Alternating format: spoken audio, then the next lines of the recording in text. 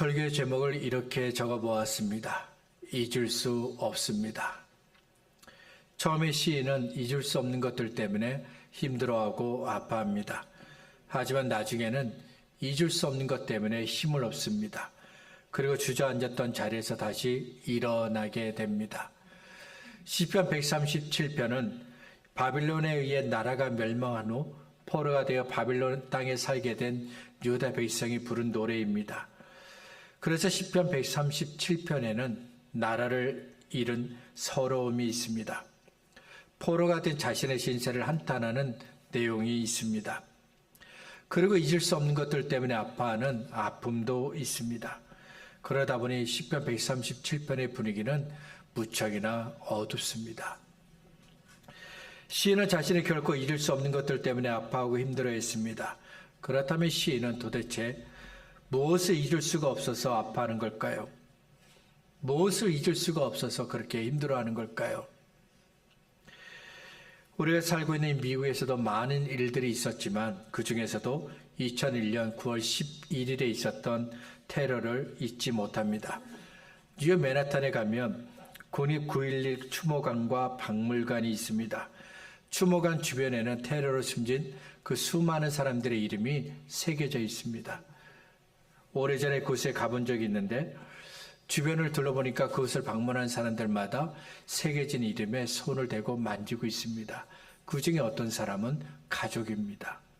가족이 와서 일부러 자신의 가족, 아들, 딸, 부모의 이름을 찾아서 그렇게 계속 만져요. 저도 그것들을 가지고 가서 이름을 보면서 만져보았는데 어떤 이름은 많이 달았어요. 그만큼 많이 와서 많이 만진 것이겠죠. 그곳에서 저는 잊을 수 없는 미국의 슬픔과 아픔을 보았습니다. 한국에서는 무엇을 잊을 수 없을까요? 1945년 8월 15일 일본의 식민지에서 벗어나 자유를 얻게 된 날, 그날을 잊을 수 없을 겁니다. 또한 1950년 6월 25일 북한에 의해 시작된 전쟁을 잊을 수 없을 겁니다. 그렇다면 저와 여러분은 무엇을 잊을 수 없을까요? 어떤 사람은 내가 어려운 일을 만났을 때 손을 내밀고 도와준 사람을 잊지 못합니다. 내가 어려운 시간을 보내고 있을 때 도움을 준 사람을 잊지 못하는 것은 정말 잘한 겁니다. 하지만 어떤 사람은 내게 도움을 준 사람보다는 나에게 해를 끼쳤던 사람을 더 잊지 못합니다. 도움이 필요할 때 나를 외면한 사람들을 잊지 못합니다. 악의적인 말들을 했던 사람을 잊지 못합니다. 나를 힘들게 했던 사람을 잊지 못합니다. 이 시간 나는 도대체 무엇을 잊지 못하는지 한번 생각해 보시기 바랍니다.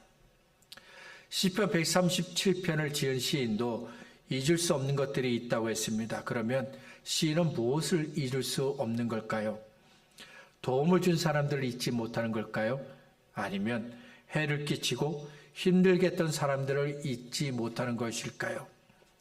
도움을 거절한 사람들을 잊지 못하는 것일까요? 그에게 악의적인 말을 했던 사람들을 잊지 못하는 걸까요?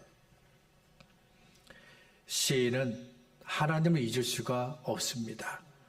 시인은 하나님의 구원을 잊을 수가 없었습니다. 시인은 하나님을 예배하던 그때를 잊을 수가 없었습니다. 시인은 하나님께서 그에게 베푸신 은혜를 잊을 수가 없었습니다. 1절은 이렇게 시작합니다. 우리가 바빌론의 여러 강변 거기에 앉아서 시온을 기억하며 울었도다. 지금 시온은 여러 사람들과 함께 강가에 앉아 있습니다. 바빌론에는 유프라테스 강이 있습니다. 그리고 유프라테스 강 주변에는 여러 도시로 연결된 물을 연결하기 위해 만든 수로가 있는데 시인은 그 수로들을 가리켜 바빌론의 강들이라고 불렀습니다. 시인은 여러 사람들과 함께 강가에 앉아 있습니다. 쉬기 위해서 강가에 앉아 있는 것이죠. 그리고 울기 위해서 강가에 앉아 있습니다. 흐르는 강물을 보고 있으니까 마치 내 눈에서 흐르는 눈물처럼 보입니다. 내 눈에서 흐르는 눈물이 시내가 되고 강이 되어버린 것처럼 보입니다. 그래서 시인은 흐르는 강을 보면서 울고 있는 겁니다. 그렇다면 시인은 왜 울고 있는 것일까요? 다 큰 어른이 강을 보면서 왜 울고 있을까요? 시온을 잊을 수 없기 때문에 울고 있는 겁니다. 시온은 예루살렘을 가리키는 말입니다. 그리고 시온은 하나님께서 거하시는 곳, 하나님께서 임재하시는 곳을 뜻하기도 합니다. 바빌론에 의해 나라가 멸망할 때 예루살렘을 둘러싸고 있는 성벽들이 무너졌습니다. 그리고 성전도 무너졌습니다. 예루살렘을 둘러싸고 있는 성벽이 무너진 것도 그에게 충격이었지만 성전이 파괴되고 무너진 것은 더 충격이었습니다. 성전이 파괴되고 무너졌습니다. 이것은 하나님께서 더 이상 이스라엘 가운데 계시지 않는 겁니다. 하나님께서 이스라엘 가운데 계시지 않는 것이고 함께 하시지 않는 것이고 하나님께서 이스라엘로부터 멀리 떠나신 겁니다. 포로가 되어 바빌론으로 끌려왔지만 시인은 지금도 시온을 기억하고 있습니다. 하나님의 성전이 있는 곳, 하나님께서 임재하신 것을 지금도 기억하고 있습니다. 그렇지만 시온을 향한 시인의 그 기억은 이내 슬픔으로 바뀌게 됩니다. 이미 바빌론에 의해 성전이 무너지고 파괴되었기 때문입니다. 시인의 기억 속에는 아직도 그 성전의 아름다운 모습이 선명하게 떠오르고 있습니다. 여호와를 향한 찬송과 기쁨이 남아 있습니다. 그러나 지금은 다 무너져서 아무것도 남아있지 않는 황폐한 땅이 되었습니다. 이런 가운데 바빌론 사람들이 조롱을 합니다. 3절에서 시인은 자기를 조롱하는 사람들을 가리켜 우리를 사로잡은 자, 우리를 황폐케 한 자라고 불렀습니다. 내가 원해서 여기까지 온 것이 아니라는 겁니다. 지금 시인은 자기가 원하지 않은 이 상황 때문에 너무도 답답해합니다. 괴롭습니다. 이런 가운데 사람들이 시인에게 성전에서 하나님을 찬송하던 그 노래를 부르라고 이야기합니다. 2절과 3절입니다. 그 중에 벗어나며 우리가 우리의 수금을 걸었나니 이는 우리를 사로잡은 자가 거기서 우리에게 노래를 청하며 우리를 황폐케 한 자가 기쁨을 청하고 자기들을 위하여 시온의 노래 중 하나를 노래하라 함이로다. 수금은 성전에서 하나님을 찬양할 때 연주되는 악기입니다. 그래서 지금까지 시인은 하나님을 찬송할 때만 이 수금을 연주했습니다. 그런데 바벨론 사람들이 시인에게 수금으로 연주하며 노래를 부르라고 합니다. 어떤 노래를 부르라고 했습니까? 성전에서 하나님을 위해 불렀던 그 찬송들을 한번 불러보라고 했습니다. 바벨론 사람들이 하나님을 믿는 시인을 조롱하고 있는 겁니다. 다니엘서 5장을 보면 벨사살 왕이 귀족 1000명을 궁으로 초청하여 큰 잔치를 엽니다. 술을 마시고 기뻐하던 도중에 예루살렘 성전에서 가져온 그릇들을 가지고 오게 합니다. 그리고 그 그릇들에 술을 담아서 마십니다. 그리고는 하나님이 아닌 자기들이 믿는 신을 노래하며 그렇게 즐겼습니다. 그때 자기들이 믿는 신이 하나님을 이겼다며 즐거워하던 사람들의 눈앞에 손가락이 하나 쑥 나타납니다. 그리고 벽에 글씨를 씁니다. 메네 메네 데겔 우바르신. 다니엘이 글씨의 뜻을 해석하는데 세 개의 단어가 합쳐진 겁니다. 메네, 하나님께서 왕의 시대를 이미 끝나겠다는 겁니다. 데겔, 하나님께서 왕을 저울에 달아보니까 부족하다는 겁니다. 베레스는 하나님께서 왕의 나라를 나누어서 메대 사람과 파사 사람에게 주었다는 겁니다. 손가락으로 쓴 글씨는 하나님을 존귀하게 여기지 않는 벨사살 왕과 그 자리에 있는 사람들 향한 하나님의 경고입니다. 하나님께서 경고하신 대로 그날 밤 벨사살 왕이 죽습니다. 바빌론은 망하게 되고 메대와 파사 사람의 것이 되어버립니다. 벨사살 왕과 잔치에 참여한 사람들이 하나님을 존귀하게 여기지 않았던 것처럼 바빌론 사람들도 하나님을 존귀하게 여기지 않았습니다. 그래서 시인에게 수금을 연주하면서 성전에서 하나님을 위해서 불렀던 그 노래들 한번 불러봐, 그 찬송들 한번 불러봐라고 이야기한 겁니다. 그때 시인의 마음이 어땠을까요? 시인은 하나님을 잊을 수가 없습니다. 시인은 하나님의 구원과 하나님을 예배하던 그 기쁨을 잊을 수가 없습니다. 그런데 바벨론 사람들은 재미를 위해서, 단지 자신들의 재미를 위해서 한번 하나님을 위해서 불렀던 찬양들을 불러보라고 요청을 합니다. 시인이 그때 느꼈던 감정을 4절부터 6절에 이렇게 적었습니다. 우리가 이방 땅에서 어찌 여호와의 노래를 부를까? 예루살렘아, 내가 너를 잊을진데 내 오른손이 그의 재주를 잊을지로다. 내가 예루살렘을 기억하지 아니하거나 내가 가장 즐거워하는 것보다 더 즐거워하지 아니할진데 내 혀가 내 입천장에 붙을지로다. 시인은 하나님을 위해서 불러야 될 그 찬양을 단지 바벨론 사람들의 재미를 위해서 부를 수는 없었습니다. 그래서 차라리 내가 수금 연주하는 방법을 잊었으면 좋겠다. 내 혀가 입천장에 붙어서 노래를 부를 수 없게 되기를 그는 간절히 원했습니다. 시편 42편을 노래한 시인도 같은 경험을 갖게 됩니다. 시편 42편 1절부터 3절에 그가 이렇게 적습니다. 하나님의 사심이 시냇을 찾기에 갈급함 같이 내 영혼이 주를 찾기에 갈급하니이다. 내 영혼이 하나님 곧 살아계시는 하나님을 갈망하나니 내가 어느 때에 나가서 하나님의 얼굴을 배울까? 사람들이 종일 내게 하는 말이 내 하나님이 어디 있느냐 하오니 내 눈물이 주야로 내 음식이 되었도다. 무슨 일인지는 모르겠지만 지금 시편 42편을 노래한 시인은 견디기 힘든 어려운 일을 만났습니다. 그냥 견디기 힘들고 어려운 일만 있는 것은 아닙니다. 시인을 향한 조롱하는 소리도 있었는데 너희 하나님이 어디 있느냐며 그 사람들이 그를 조롱했습니다.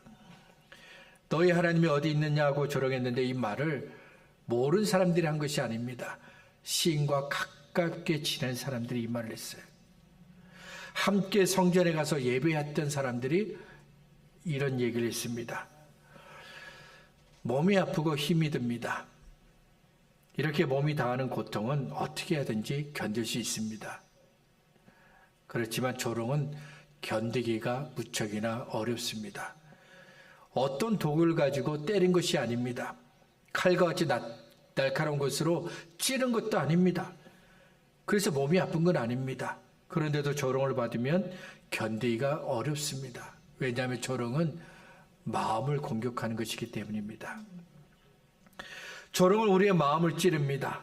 우리의 마음을 때려서 아프게 합니다. 우리의 마음을 무겁게 합니다.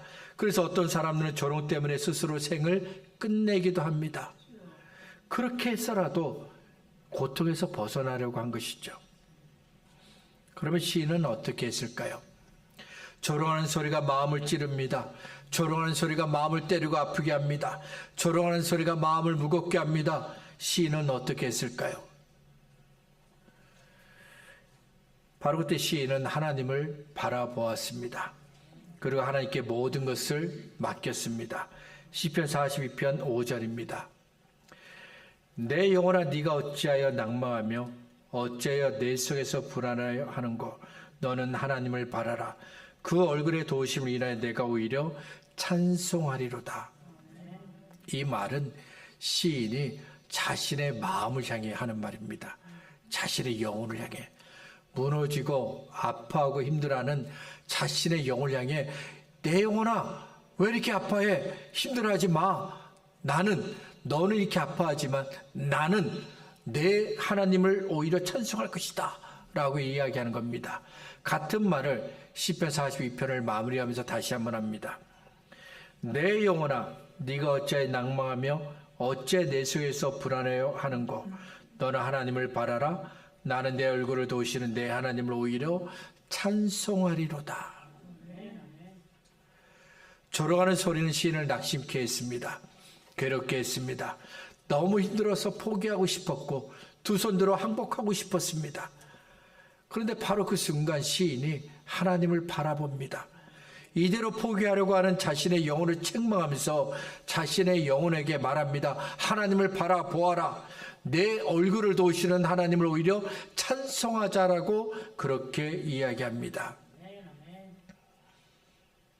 시편 137편은 시인을 향한 사람들의 조롱하는 소리로 시작합니다. 나라가 망하면서 시인은 바빌론이라는 낯선 나라에 와서 살게 되었습니다. 바빌론 사람들은 포로가 되어 끌려온 시인을 조롱합니다. 그때 시인은 그 사람들이 조롱하는 소리를 견딜 수가 없었습니다. 시인의 마음속에 하나님이 계십니다. 시인은 하나님을 잊을 수가 없습니다. 시인은 하나님의 구원을 잊을 수가 없습니다. 하나님께 드렸던 예배를 잊을 수가 없습니다. 하지만 하나님은 시인을 도와주지 않았습니다. 바벨론이 예루살렘을 포위했지만 하나님은 유다를 도와주지 않으셨습니다. 바벨론이 예루살렘 성벽을 무너뜨리고 성전을 파괴하고 무너뜨렸지만 하나님은 가만히 계셨습니다. 성전이 파괴될 때도 하나님은 그냥 내버려 두셨습니다. 결국 유다가 망하고 포로가 되어 바벨론 땅으로까지 끌려올 때도 하나님은 시인을 도와주지 않았습니다. 시인은 아직도 하나님을 잊을 수 없고 아직도 하나님의 구원을 잊을 수 없고 아직도 하나님께 드렸던 예배를 잊을 수 없는데 하나님은 그를 도와주지 않았습니다. 그래서 시인은 차라리 하나님을 노래하는 재주를 잊고 싶었습니다. 이 말은 하나님을 이제는 지워버리고 싶다는 겁니다. 올해의 삶에 너무 힘든 순간들이 다가오면 이렇게 하나님을 잡고 있던 손을 놓고 싶을 때가 있습니다. 우리가 만약 그런 순간을 한번 경험을 했다면 시인의 마음을 이해할 수 있을 겁니다. 그런데 시인이 이것을 노래로 만들었습니다. 그때 겪었던 감정들을 담아 노래를 만들었습니다. 이상하지 않나요? 시인은 분명히 나는 하나님을 노래하는 재주를 잊어버리고 싶습니다. 내 혀가 입천장에 붙어서 노래를 다시 부르고 싶지 않습니다. 하나님을 잊어버리고 싶었습니다. 그런데 그랬던 그가 노래를 다시 만들었어요. 이 시를 지었어요. 어떻게 된 것일까요? 시인의 마음이 변했기 때문입니다. 7절 처음에는 슬픔과 절망과 고통을 담은 노래를 불렀습니다. 그런데 노래가 끝날 때는 하나님을 소망하고 있습니다. 하나님을 신뢰하고 있습니다. 하나님께서 하실 일들을 기대하고 있습니다.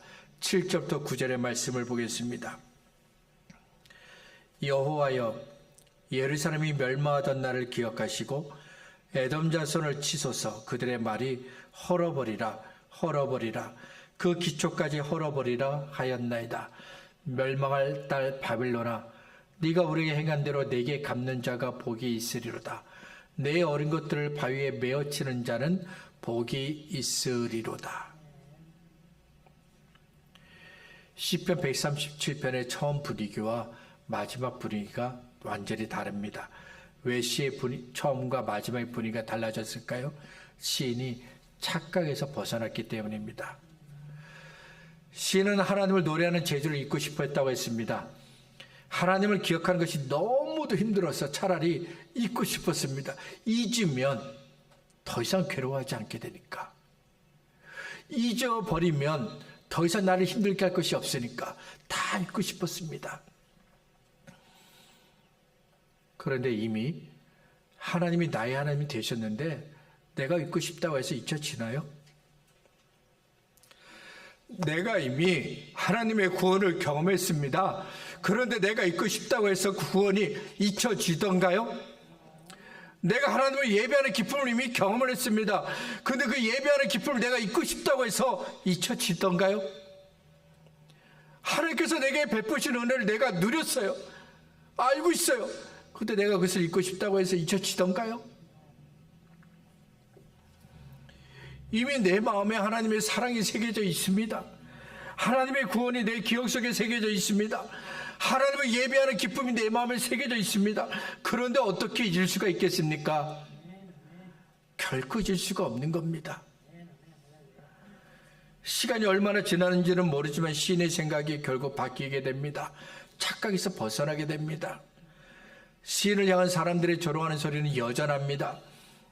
그렇지만 결코 잊을 수 없는 하나님 때문에 시인이 기도하게 됩니다. 결코 잊을 수 없는 하나님의 구원 때문에 시인이 하나님께 찬송을 부르게 됩니다. 결코 잊을 수 없는 하나님께 드리는 그 예배 드린 기쁨 때문에 그가 다시 하나님을 예배하게 됩니다. 결코 잊을 수 없는 하나님의 은혜 때문에 다시 하나님께 감사를 드리게 됩니다. 시편 42편을 노래한 시인이 절망적인 순간에 하나님을 기억했던 것처럼 시편 137편을 지은 시인도 가장 절망적인 순간에 하나님을 기억했습니다. 바벨론 사람들도 시인에게 너희 하나님이 어디 있느냐며 조롱했을지도 모릅니다. 너는 하나님을 믿는다고 하는데 왜 하나님은 너를 도와주시지 않느냐며 조롱했을지도 모르겠습니다.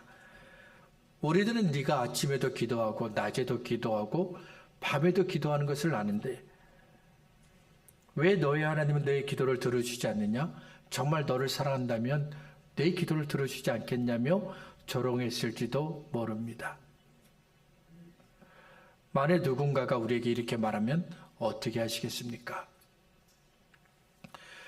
우리를 잘 아는 사람이 당신이 하나님께 기도했지만 아무것도 이루어지지 않았다며 조롱을 합니다. 그러면 우리는 어떻게 해야 할까요? 시인은 조롱을 받는 중에도 하나님이 나의 하나님이 되신다는 사실을 잊지 않았습니다. 하나님을 향한 그 믿음의 끈을 놓지 않았습니다. 나는 아무것도 할 수 없습니다. 그러나 하나님은 아닙니다. 내가 아무것도 할 수 없다고 해서 하나님도 아무것도 할 수 없는 것은 아닙니다. 믿음은 고난을 만났을 때 빛을 발합니다. 좋은 환경에서 믿음은 빛이 나지 않습니다. 빛 하나 없이 캄캄하고 아무것도 기대할 것이 없다고 여겨질 때 바로 그때 믿음이 빛을 발합니다. 고린도서 4장 8절부터 10절에 이런 말씀이 있습니다. 우리가 사방으로 의교싸움을 당하여도 쌓이지 아니하며 답답한 일을 당하여도 낙심하지 아니하며 핍박을 받아도 버림받지 아니하며 거꾸로 뛰림을 당하여도 망하지 아니하고 우리가 항상 예수 주인 것을 몸에 짊어짐은 예수의 생명도 우리 몸에 나타나게 하려 합니다. 내 주변으로 문제들이 많이 있습니다. 문제들이 나를 누르고 있습니다. 이럴 때 사람들은 내가 문제를 해결하려고 합니다. 그러나 성도는 하나님께서 풀어주신다고 믿습니다. 바울이 고난 중에 배운 것이 바로 이겁니다. 많은 사람들이 바울로 하여금 복음을 전하지 못하게 방해를 했습니다. 하지만 그럴 때마다 하나님은 바울을 도와주셨습니다. 이런 경험 때문에 바울은 문제를 만날 때마다 하나님을 의지했습니다. 살아계신 하나님, 지금도 바울과 함께 하시는 하나님을 그는 의지했습니다. 그래서 어떤 것도 바울을 넘어뜨릴 수 없다라고 자신 있게 말할 수 있었던 겁니다. 마음이 흔들릴 때마다 시인은 자신을 향해 이렇게 말했습니다. 나는 주님을 잊을 수 없습니다. 지금까지 살아온 시간을 되돌아보면 우리 곁에는 늘 어려운 일들이 있었습니다. 우리 마음에서 근심과 걱정이 사라진 적은 한 번도 없습니다. 때로는 너무도 힘들고 어려워서 마음도 힘들고 그래서 포기하고 싶었던 적도 수없이 많았습니다. 너무 힘들어서 마음이 흔들리고 포기하고 싶을 때 자신을 향해 말하시기 바랍니다. 내 영혼아, 네가 어찌하여 낙망하며 네가 어찌하여 내 속에서 불안해하는고. 너는 하나님을 바라라. 나는 내 얼굴을 도우시는 내 하나님을 오히려 찬송하리로다. 우리 곁에는 어려운 일들이 너무 많이 있지만 하나님은 우리를 구원하십니다. 하나님의 은혜와 능력으로 저와 여러분을 도와주십니다. 말씀을 정리하겠습니다. 시편 137편은 바쁘게 살아가는 우리들에게 하나님을 잊지 말라고 권면합니다. 처음에 시인도 아픈 자신만 보고 있었습니다. 힘들어하는 자신을 보고 있었습니다. 하지만 결코 잊을 수 없는 하나님 때문에 시인은 다시 기도하게 됩니다. 결코 잊을 수 없는 하나님의 구원 때문에 다시 찬송을 부르게 됩니다. 결코 잊을 수 없는 하나님을 예배했던 그 기쁨 때문에 시인은 다시 하나님을 예배하게 됩니다. 하나님을 잊으면 안 됩니다. 하나님의 아들신 예수님께서 저와 여러분을 대신해서 십자가에 달려 죽으셨습니다. 그래서 우리는 하나님의 사랑을 경험했습니다. 하나님께서 저와 여러분의 기도를 들어주셨습니다. 때로는 마음속으로만 생각했지만 그것까지도 기도로 들어주셨습니다. 그래서 우리는 하나님께서 우리의 기도를 들어주시고 응답하시는 것을 경험했습니다. 하나님께서 저와 여러분을 하나님의 자녀가 되게 하셨습니다. 하나님을 아바 아버지라고 부르게 하셨습니다. 그래서 우리는 우리를 홀로 두지 않으시는 우리 하나님을 경험했습니다. 그런데 어떻게 우리가 하나님을 잊을 수 있겠습니까? 하나님을 잊지 마시길 바랍니다. 하나님께서 내게 베푸신 그 구원을 잊지 마시기 바랍니다. 하나님을 예배했던 그 기쁨을 잊지 마시길 바랍니다. 하나님께서 나에게 주신 그 은혜를 결코 잊지 마시기 바랍니다.